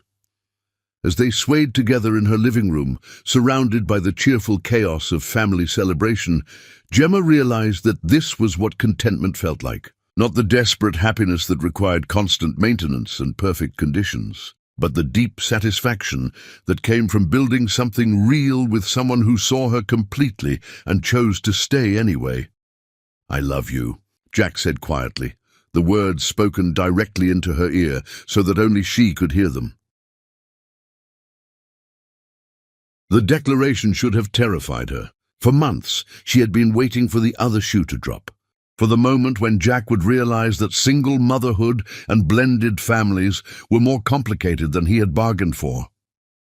Instead, she felt nothing but peace. "I love you too," she replied, the words flowing as naturally as water finding its level. They continued swaying as the song changed to something more upbeat. And soon, Jude was dancing with Flower while Julie laughed and took pictures with her phone. The small apartment filled with music and laughter and the kind of joy that comes from people who have found their tribe. Later, after her family had gone home and Flower was finally asleep after an evening of excessive stimulation, Gemma and Jack sat on the couch reviewing the day's events. "Your family is wonderful," Jack said, his arm around her shoulders, her head resting against his chest. "They're yours now too," Gemma replied without thinking, then froze as she realized what she had said. "I mean, if you want them to be." "I didn't mean to assume." Jack's hand found her chin, tilting her face up so he could look directly into her eyes. "Gemma Christie," he said, with the kind of solemnity usually reserved for wedding vows, "I want everything that comes with loving you. Your brilliant mind, your fierce independence, your beautiful son, your incredible family, your morning coffee ritual, your terrible taste in reality television, and your complete inability to fold fitted sheets properly. Hey, fitted sheets are impossible, Gemma protested, laughing despite the seriousness of the moment. They are, Jack agreed, leaning down to kiss her forehead, then her nose, then finally her lips. And I want to spend the rest of my life failing to fold them with you. It wasn't a proposal, not officially, but it was a promise, a declaration of intent that made Gemma's heart race with anticipation rather than fear. As they settled into bed that night, Flower sleeping peacefully in his crib nearby, Gemma listened to Jack's steady breathing and felt the certainty of their future settling around them like a warm blanket. She had thought that rebuilding her life after Nicholas meant learning to be alone, learning to be complete without anyone else's validation or support. Instead, she had discovered something better, learning to be whole while still leaving room for someone else to be whole beside her. Tomorrow would bring new challenges, new opportunities, new moments of joy and frustration and ordinary magic. But tonight, surrounded by the evidence of the family they had created together, Gemma Christie fell asleep knowing that she had not just survived her past, she had used it to build something beautiful. Chapter 8. The Proposal. The most profound promises are made not in grand gestures, but in quiet moments when two souls recognize they want to write the rest of their story together. The evening began, like so many others had over the past months, Jack arriving at Gemma's apartment just as she was finishing her workday, Flower squealing with delight at the sight of his favorite person, the easy rhythm of a family that had evolved naturally rather than being forced. But there was something different about Jack tonight, an energy that Gemma couldn't quite identify. He seemed more focused, more intentional, as if he was carrying the weight of an important secret. "How about we take a walk to the park?" he suggested after dinner, his voice carrying a casualness that felt slightly rehearsed. "Flower could use some fresh air before bedtime." Gemma glanced outside, noting the perfect spring evening that made the suggestion reasonable rather than suspicious. "That sounds lovely," she agreed, beginning to gather the supplies that any expedition with a 9-month-old required. The park they had chosen was the same one where they had first been caught in the rain, where they had discovered that conversation flowed between them as naturally as water finding its course. It held special meaning for both of them, the place where friendship had begun its transformation into something deeper. As they walked along the familiar paths, Jack pushing Flower's stroller with the expertise of someone who had logged countless hours in baby transportation, Gemma felt the contentment that had become her default emotional state. This was her life now. Not the fantasy she had constructed during her years with Nicola, built on performance and the exhausting work of trying to be enough for someone who would never be satisfied. This was real love, complicated and imperfect, and absolutely worth every risk she had taken to allow it into her world. "Let's sit for a while," Jack suggested when they reached the bench that had become their unofficial spot, positioned perfectly to watch the sunset while Flower could observe the ducks in the nearby pond. As they settled onto the familiar bench, Flower babbling happily at the sight of waterfowl, who had learned to recognize his enthusiastic greetings, Gemma noticed that Jack's hands were trembling slightly. "Are you okay?" she asked, studying his profile with growing concern. "You seem nervous about something." Jack turned to look at her, and in his eyes she saw a vulnerability that took her breath away. This was a man who commanded boardrooms, who had built a business empire, who had survived the worst kind of loss life could inflict. But right now, in this moment, he looked like someone whose entire future hung in the balance of the next few minutes. "Gemma," he began, his voice steadier than his hands, "do you remember what you said the first night I came to your apartment, after we got caught in the rain?" The question surprised her. She remembered everything about that evening, the unexpected intimacy of being vulnerable with someone new, the way Jack had shared his grief without asking for pity, The feeling that she was seeing him without any of the masks people typically wore when trying to impress each other. "I said a lot of things that night," she replied carefully. "You said you weren't looking for someone to complete you because you were already whole. You said you wanted someone who was whole too, someone who wanted to build something together without either of you having to become smaller to make it work." The memory came flooding back, along with the realization of how brave she had been to articulate those needs so clearly, to refuse to apologize for having standards. "I remember," she said quietly. Jack reached over and took her hand, his thumb tracing patterns across her knuckles with the kind of absent affection that spoke to months of growing intimacy. "I've been thinking about those words every day since then," he continued, "about what it means to build something together instead of just filling empty spaces in each other's lives." Flower chose that moment to demonstrate his latest trick, clapping his hands and saying, "Mama, da-da," with the kind of perfect timing that made both adults laugh, despite the seriousness of the conversation. "Even he knows we're a team," Jack said, reaching out to tickle Flower's chin. "Don't you, buddy?" "And Jack," Gemma said, her heart beginning to race as she recognized the signs of a conversation that was heading toward life-changing territory. "What are you trying to tell me?" Instead of answering with words, Jack stood up from the bench and, to Gemma's complete shock, dropped to one knee in front of her. Her breath caught in her throat as he pulled a small velvet box from his jacket pocket, his hands no longer trembling now that the moment had arrived. "Gemma Christie," he said, his voice carrying clearly across the park, drawing the attention of evening joggers and dog walkers who stopped to witness what was obviously an important moment.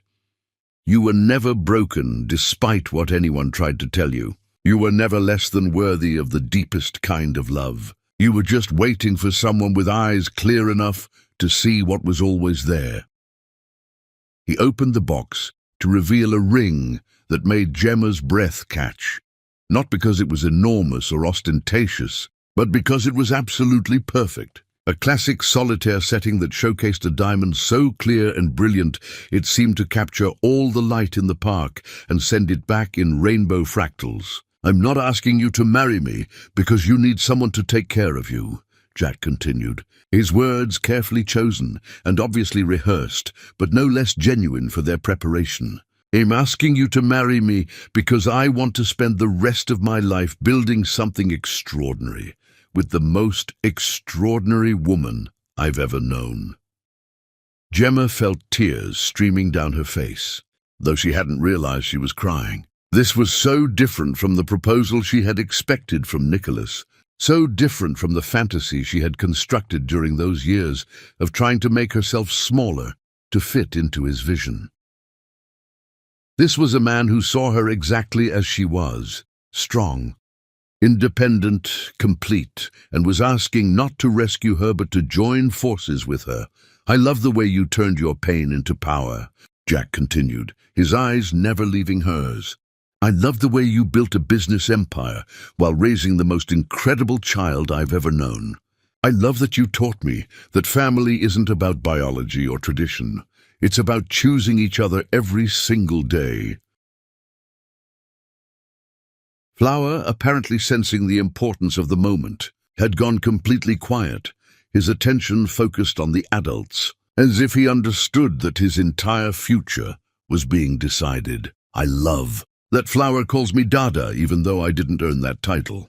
Through genetics, I earned it through bedtime stories and midnight feedings, and the privilege of watching him grow up with you."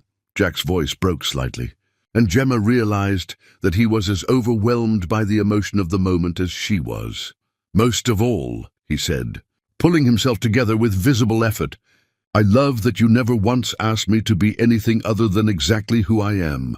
You didn't try to fix me or change me or fill some void in my life. You just loved me completely without conditions." The park had grown quiet around them, as if even nature was holding its breath waiting for her answer.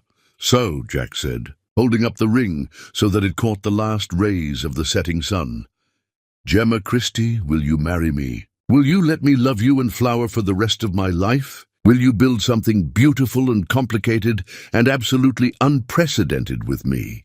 The answer had been yes from the moment he dropped to his knee, from the moment he had first held Flower in the hospital, from the moment he had appeared in her life like proof that the universe sometimes did hand out second chances. But instead of speaking immediately, Gemma stood up and cupped Jack's face in her hands, looking directly into his eyes so he could see the absolute certainty there. "Jack Nicholson," she said, her voice carrying clearly across the park, where strangers had stopped their evening activities to witness their moment. "Yes, to all of it, yes." The cheer that went up from their impromptu audience was spontaneous and joyful, but Gemma barely heard it. She was too focused on the way Jack's face transformed as he slipped the ring onto her finger. The way it fit perfectly, as if it had been made specifically for her hand. When he kissed her, it tasted like promise and possibility and the kind of love that doesn't diminish over time, but grows deeper and more complex with each passing day. Flower, not to be left out of the celebration, chose that moment to clap his hands and shout, "Dada, Mama!" with such enthusiasm that both adults burst into laughter.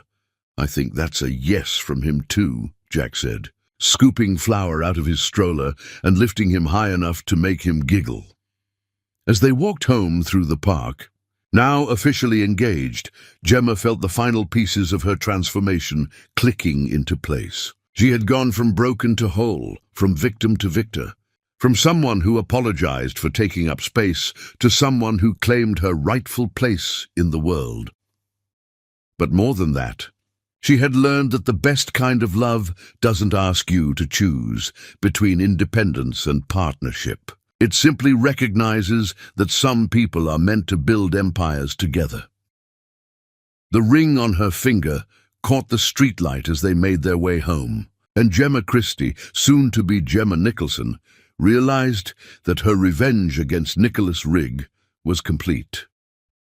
Not because she had set out to hurt him, but because she had discovered something he would never understand, that real love sees beauty where others see flaws, creates strength where others see weakness, and builds something magnificent from whatever materials life provides. Tomorrow would bring wedding planning, family celebrations, and all the joyful chaos that comes with combining two lives into one shared future. But tonight, she was simply a woman who had been seen, chosen, and loved exactly as she was, and that was the greatest victory of all. Chapter 9. The Calm Before the Storm. Success tastes sweetest when you've earned every drop through your own sweat. Tears, an unshakable refusal to accept anything less than you deserve. The wedding preparations had transformed Gemma's life into a whirlwind of decisions, appointments, and the kind of joyful chaos that comes from planning the celebration of a lifetime. But beneath the excitement of choosing flowers and tasting cakes, she was acutely aware that her upcoming nuptials represented more than just the union of two people in love. They represented the complete transformation of a woman who had once been dismissed as unworthy. 2 months had passed since Jack's proposal, and in that time, Gemma's consulting business had reached heights she had never imagined possible. Her client roster now included Fortune 500 companies. Her speaking engagements commanded 5-figure fees, and industry publications regularly featured her insights on innovation and leadership. The success was intoxicating, not because of the money or recognition, but because it proved definitively that Nicholas Rigg's assessment of her value had been not just wrong, but spectacularly, laughably incorrect. "I can't believe this is really happening," Jude said, zipping up the garment bag that contained Gemma's wedding dress, a creation of silk and lace, so exquisite it belonged in a museum. They were in the bridal suite of the Grand Metropolitan Hotel, the most prestigious venue in the city, where tomorrow's ceremony would bring together over 300 guests representing the pinnacle of business, society, and political influence. "Believe it," Julie Christie said with fierce maternal pride, adjusting the pearl necklace that had belonged to her own mother. "My daughter is marrying one of the most powerful men in the city, and she's doing it as his equal, not as someone grateful for his attention." Flower, now 11 months old and walking with the confident swagger of someone who had conquered mobility, toddled around the suite in his tiny tuxedo, charming the hotel staff who had been assigned to ensure every detail of the wedding was perfect. "Papa," he announced proudly when Jack appeared in the doorway, and the joy on Jack's face at the declaration made Gemma's heart swell with happiness. Jack had legally adopted Flower the month before, a process that had required Nicholas to sign away his parental rights, something he had done without hesitation when presented with the opportunity to escape any future financial obligations. "How are my favorite people?" Jack asked, scooping Flower into his arms while leaning down to kiss Gemma's forehead. "Nervous?" Gemma admitted, though the butterflies in her stomach were the good kind, anticipation rather than anxiety. "Don't be," Jack said with absolute confidence.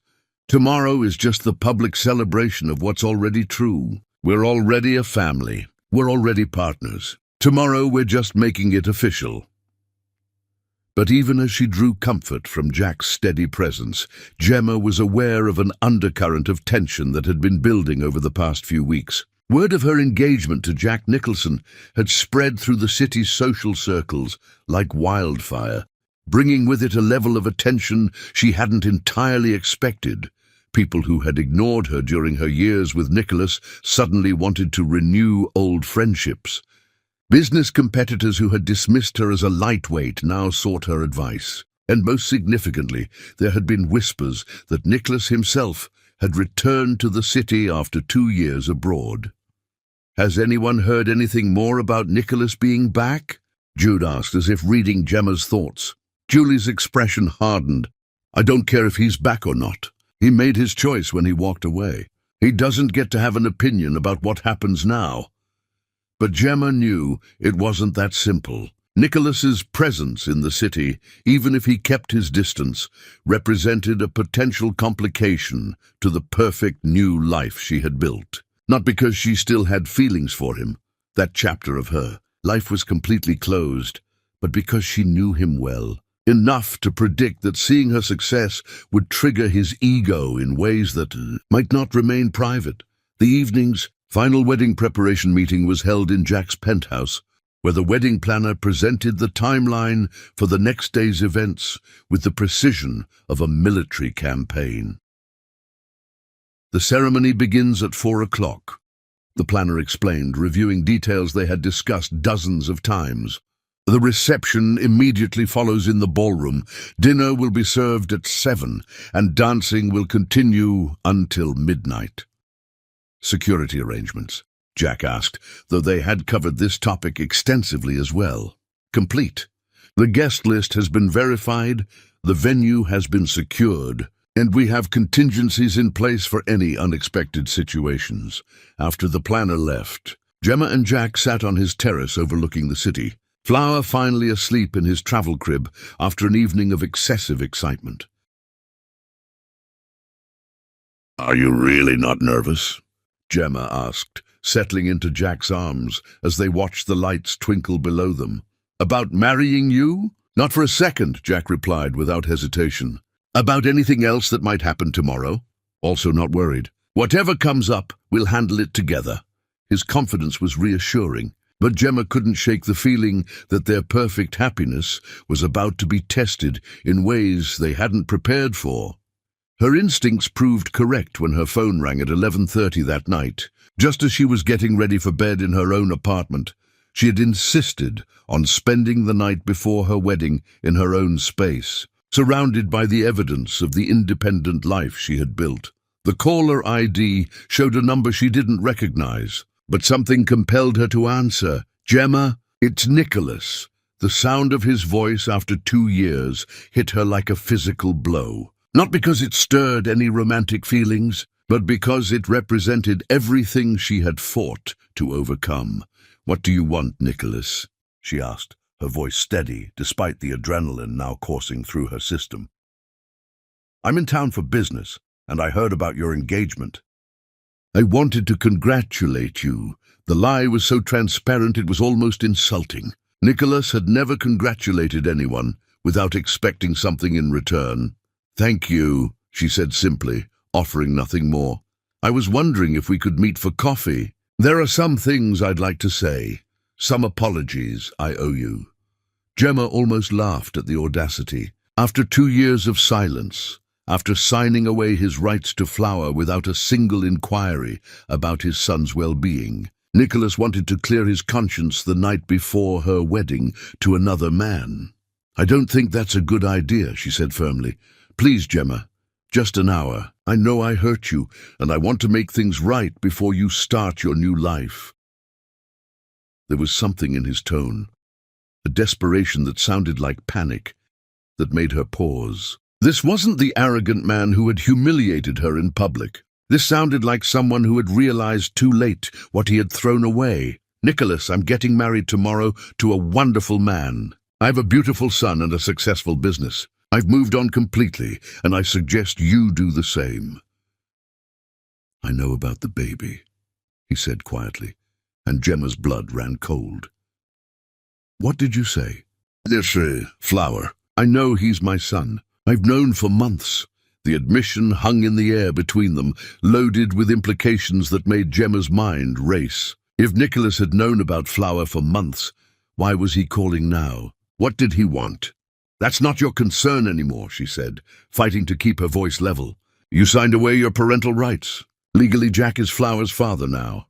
I know what I signed, but I also know that tomorrow, when you marry Jack Nicholson, you'll become one of the most prominent couples in the city. Do you really want to start your marriage with lies about your son's paternity?" The threat was subtle but unmistakable. Nicholas was suggesting that he might cause problems if his demands, whatever they were, weren't met. "What exactly are you asking for, Nicholas?" "Just a conversation. 1 hour tomorrow morning before your wedding. Give me a chance to explain, to apologize properly, and then I'll disappear from your life forever." Gemma closed her eyes, feeling the weight of a decision that could impact not just her wedding day, but her entire future. She could refuse, could hang up and hope that Nicholas would respect her boundaries. Or she could meet with him, hear whatever he had to say, and deal with any consequences on her own terms. "Where?" she asked finally. "The Riverside Cafe, 10 o'clock tomorrow morning." After she hung up, Gemma sat in her quiet apartment, Flower sleeping peacefully in his crib, and tried to process what had just happened. Tomorrow was supposed to be the culmination of her fairy tale transformation, the moment when her happiness became complete and public. Instead, it was starting to feel like the setup for one final test of everything she had built. She considered calling Jack, telling him about Nicholas's contact and letting him handle the situation. But something stopped her, the realization that this was her past to confront, her demons to face, her opportunity to close this chapter of her life on her own terms. As she finally drifted off to sleep, Gemma Christie prepared herself for what might be the most important conversation of her life. Tomorrow would bring her wedding, her happiness, her future with Jack and Flower, but first she would have to face the ghost of everything she had overcome. Chapter 10. The Final Slap. Today, a woman writes the final page of her transformation from victim to victor, from broken to unbreakable. Dawn broke over the city like a promise being kept, painting the sky in shades of gold that seemed crafted specifically for this day. Gemma stood at her apartment window, still wrapped in silk pajamas, watching the world wake up to witness what would become the most important day of her life. The woman gazing back at her from the window's reflection bore no resemblance to the insecure girlfriend who had once sought validation from a man incapable of seeing her worth. This woman stood with unshakable confidence, her transformation complete and profound. "Mama." Flower's voice carried from his crib, accompanied by his morning ritual of shaking his favorite rattle with pure enthusiasm. At 11 months old, Flower was walking confidently, babbling in complex patterns, and charming everyone with a personality that radiated joy. "Good morning, my beautiful boy," Gemma said, lifting him from the crib and spinning him until his giggles filled the apartment. "Are you ready for the most important day of our lives?" The morning unfolded with clockwork precision. Julie arrived first, transforming the kitchen into mission control with coffee, pastries, and organized energy. "I still can't believe this is really happening," Julie said. "My daughter marrying Jack Nicholson." Jude appeared next, carefully carrying the wedding dress, architectural perfection in silk and lace. "When you walk down that aisle today," Jude declared, "every person in that church is going to see what you've always been, absolutely extraordinary." The hair and makeup team arrived like a skilled unit, transforming the apartment into a luxury salon. But Gemma understood now that true beauty radiated from confidence, from purpose, from the unshakable knowledge of your own worth. The styling was simply the frame for a picture that had always been magnificent. At 10 o'clock sharp, Gemma stood before her full-length mirror. The dress flowed like liquid starlight, her hair styled in an elegant chignon, makeup enhancing her natural radiance. "You look absolutely breathtaking," Julie said, tears threatening her makeup. "Nicholas is going to see exactly what he threw away," Jude added with fierce satisfaction. The Riverside Cafe was nearly deserted when Gemma arrived, her heels announcing confidence with every step. Nicholas walked through the door looking diminished, his suit hanging loose, hair showing premature grey, eyes holding the haunted quality of a man who had realized too late that arrogance had cost him everything. "Gemma," he said quietly, "thank you for agreeing to see me. You look incredible." She studied him with detached assessment. "You have 20 minutes. Say whatever you came to say." Nicholas ran shaking hands through his thinning hair. "I've been in London for 2 years, trying to rebuild my career after everything collapsed here. I know about Flower," he continued, his voice barely audible. "I know he's my son, and I know I have absolutely no right to any relationship with him." "That's correct," Gemma replied with clinical precision. "I destroyed something irreplaceable when I let my insecurities convince me that you weren't worthy of me. When the truth was that I was never worthy of you." "What exactly do you want, Nicholas?" she asked, checking her watch. "I want to apologize. Not the shallow kind, but the real kind that acknowledges the damage I caused." "Apology noted," she said. "Anything else?" Nicholas leaned forward desperately. "I've watched your success from a distance. I know I have no right, but I was hoping that maybe for Flower's sake." "For Flower's sake." Gemma's voice carried a sharp edge. "You signed away your parental rights without inquiry about his well-being. You've made the deliberate choice not to contact me, not to ask about your son." She stood, gathering her purse. "I have a wedding to attend. My actual family is waiting." "Gemma, please," Nicholas said, reaching for her arm. She stepped back smoothly. "Let me be completely clear. You are nothing to me. You are nothing to my son. You are nothing to my future. You called me ugly once," she continued, her voice growing stronger. "You tried to convince the world that I wasn't worthy of love or respect. But you were wrong about everything. The ugliness was never in me. It was in your inability to recognize beauty when it was standing directly in front of you." The wedding ceremony at St. Matthew's Cathedral exceeded every fairy tale. Gothic architecture provided timeless elegance, while cascading white roses and orchids created ethereal beauty. 200 guests filled the sacred space, close family, genuine friends, respected colleagues who had come to celebrate the triumph of a woman who had transformed pain into power. The processional began with Jude, radiant in sapphire blue. Then came Flower in his miniature tuxedo, scattering rose petals with focused determination. But it was Gemma's entrance that rendered the congregation motionless. She moved down the aisle with measured pace, her hand resting on Julie's arm. Her face luminous with absolute joy. Jack stood at the altar, his eyes never leaving her face. His expression of wonder and love so profound that even hardened executives felt their eyes moisten. When she reached him, he took her hands and whispered something that made her smile. With such radiance, the photographer's camera seemed inadequate. The ceremony was perfection, traditional enough to honor families, personal enough to reflect their unique love story. When the minister pronounced them husband and wife, their kiss was gentle, meaningful, witnessed by everyone who mattered. The reception in the Grand Metropolitan's ballroom was legendary. Gemma and Jack moved through the crowd like the power couple they had become, accepting congratulations from their carefully selected community. But during the toasts, a commotion near the entrance drew everyone's attention. Security was engaged in heated discussion, with someone demanding entry. "Let him in," Gemma said clearly, her voice carrying across the suddenly quiet ballroom. Nicholas entered, looking like a man who had lost everything worth having. His presence created a ripple of whispered recognition among guests who remembered the scandal.